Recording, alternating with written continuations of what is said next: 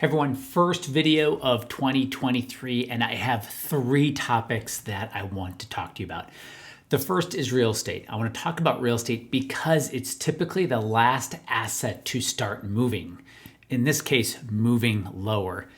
And that's because it just takes so long for a house to sell relative to how long it takes a bond to sell or relative how long it takes a stock to sell. So I want to talk about real estate, what's going on with it in 2023. Just was looking at my dog back there in the screen. So that's the first one, real estate. The second is I want to talk about just the stock market last year in a 3 specific data points, just to really talk about what a year it was. And I'm going to talk about specifically, not just from a stock market point of view, but really from a loss of wealth point of view. And then finally, the third thing I want to talk about, and we're going to jump into it immediately, is gold.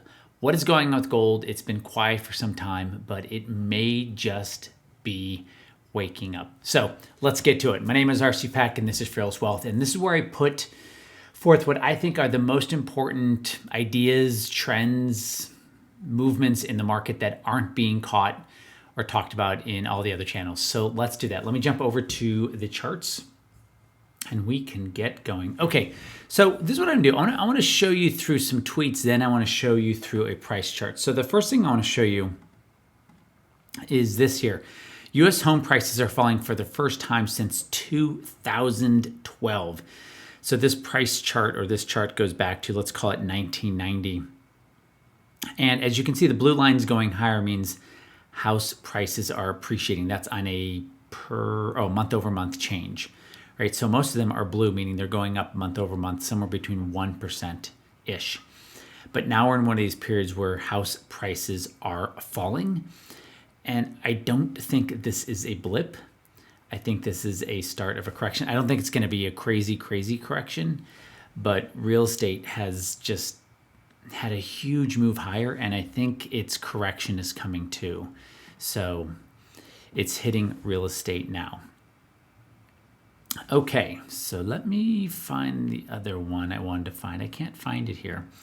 So let me do this. Let me just quickly scroll down to it. So this one looks very similar to the first chart I just showed you, national cost of owning versus renting. What I want to point out here is when the blue lines are above on this chart, it means that renting is actually better. It's better to rent over own. And so we're in this period where it's more expensive to own a place than to rent a single family starter home. And when you see it peak like that, you can see it peaking way higher than it did in 2006. So that's not good. Okay. And then the final chart I want to show you. Now I had these set up, but Twitter does not like how I had it set up, so they reset everything. Was this price chart right here, just US existing home sales. And so the home sales are getting down to the low of 2020. That's not a good low to be getting compared to, but people are just not selling their houses, mostly because the value of it is going down and they're just staying put for now. So real estate is falling. Now the price chart I want to show you in relationship to those tweets is VNQ. It's one of the largest publicly traded ETFs, REIT ETFs in the country, if not the world. And as you can see, it is still clearly in a downtrend. The lows are getting lower and the highs are getting lower. So lower lows and lower highs since the beginning of last year. So now we're a full year into, certainly from a REIT point of view, whereas housing actually probably didn't start correcting until mid-year last year. But that is housing, and that's the first thing I wanted to talk with you about. Now, the second thing I wanted to talk to you about was just how bad 2022 was. And I want to show you this chart right here.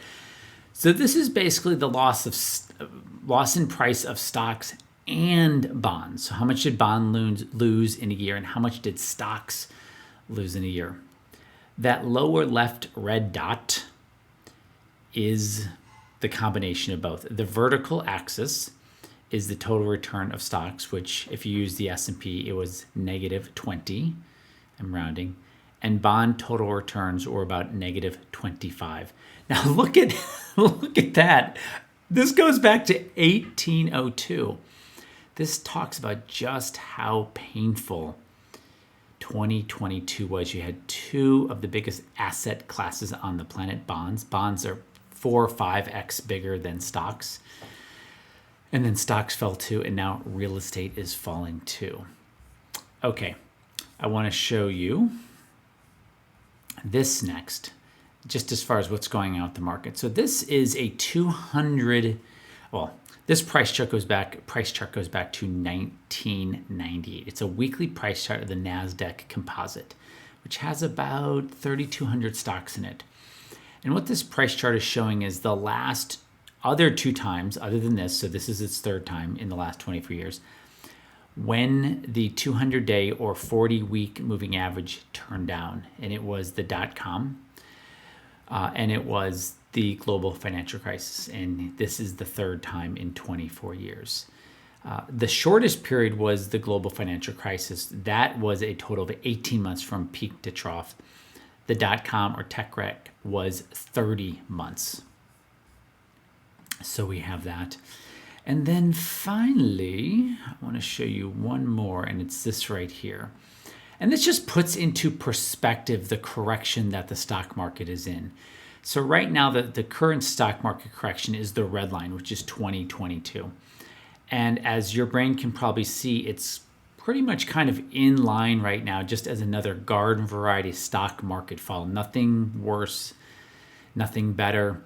The only kind of two that are really outlier right now is the 2020 COVID, which was basically straight down, and the 1987.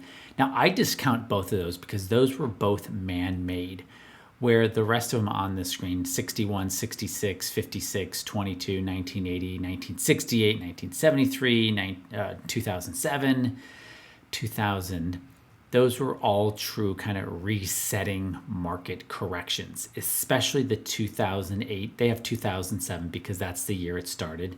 They have the 1974, but they're calling it 1973 here because that's the year it started. And you have 2000. And I've been saying for at least 8 months that 2022, more and more throughout the year, and now through 2023, you're going to hear about this market being compared to the 08, the 1974, and the 2000. And that is what we are seeing. Now here's an actual price chart of the S&P 500 using the tracking symbol IVV. And it's still clearly in a downtrend. There's really not a lot of news here. Again, the lows are getting lower and the highs are getting lower. As far as what I have on the bottom part of the price chart, this literally just shows us how far away the blue line, which is a shorter moving average, is away from the red line. And so you can see we've kind of had a double bottom here, right? It bottomed here and it bottomed here. Let me just use this. We're seeing this double bottom right there right now. And you see the same thing kind of show up here, that it was a double bottom down there in price. And so the big picture with the stock market is going into 23, we are still in a downtrend. Now, people will say the market is rarely down 2 years in a row. The stock market is rarely down 2 years in a row. And they are correct. But that's just more of a calendar thing. The thing we really want to think about is how often is the market down 24 months in a row? And that is not as unusual as people would think. So just looking at a calendar year is not necessarily the best way to measure the market. Okay, so that was the market. And then third thing, I just wanted to talk about gold a little bit. So I had an interesting price chart here on gold right here.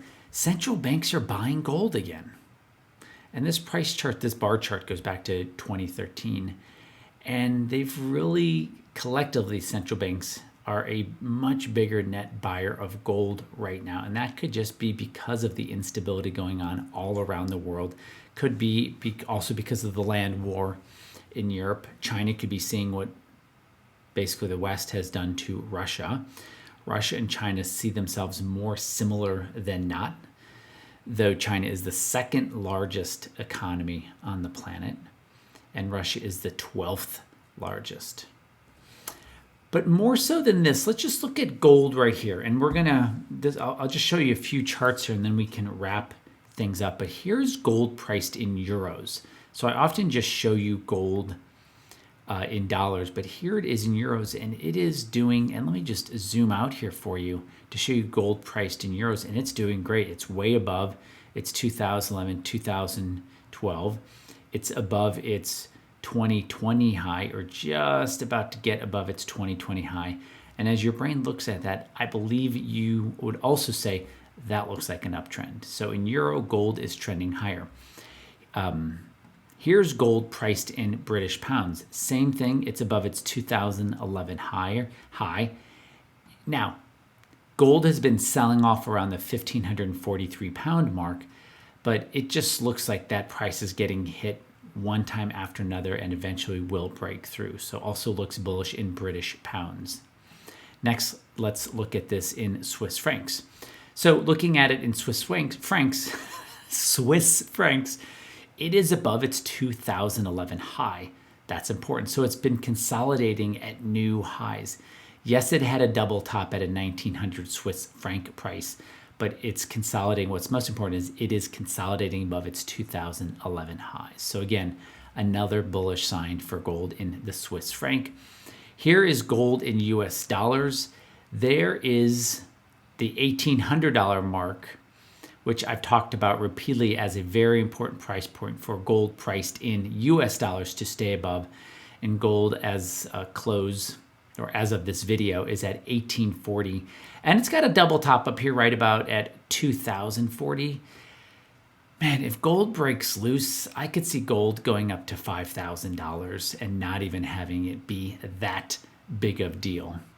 Let's see, I got yen, gold in yen. Look at gold in yen here. Just full on bullish case. That's just a consolidation way up there. And as you can see, it's way above its 2011 higher. Had an amazing 8-year sideways battle with the yen and then broke higher. So gold is doing well. It is starting to wake up. Maybe it has woken up.